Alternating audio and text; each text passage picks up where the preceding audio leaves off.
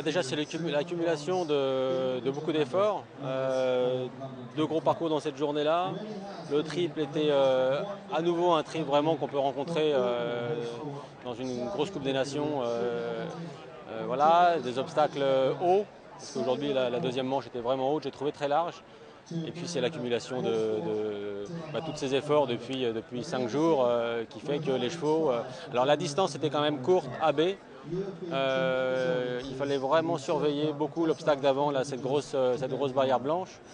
Et puis à la fois il fallait venir très tranquillement, le plus tranquillement possible sur l'entrée du triple et avoir des chevaux capables d'aller chercher la trajectoire de l'auxiliaire du milieu qui était très large et quand même sur une distance très courte. Donc ça demandait un exercice énorme aux chevaux.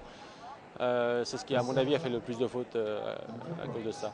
Le temps était serré aussi, hein. Le temps était court. J'ai vu le parcours de Nick à la fin et je pense qu'il y a pensé, il a été obligé d'accélérer. Et c'est certainement ce qui a un tout petit peu déstabilisé le cheval. Malheureusement, une faute, pas de barrage, mais bon, on a un beau champion olympique parce que Steve, déjà deuxième de la Coupe du Monde avec ce cheval-là et champion olympique, voilà, ça fait partie des cavaliers qui méritent en tout cas d'être champion un jour ou l'autre.